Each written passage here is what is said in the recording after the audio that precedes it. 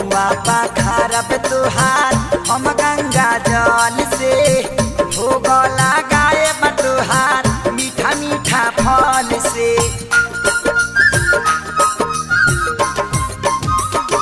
मैया हो पौआ पाखरब तुहार हम गंगा जल से भोग लगाए बतुहार मीठा मीठा फल से।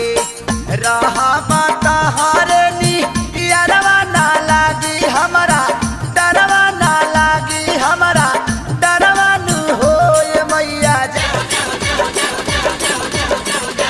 ए मैया कही जा सीताला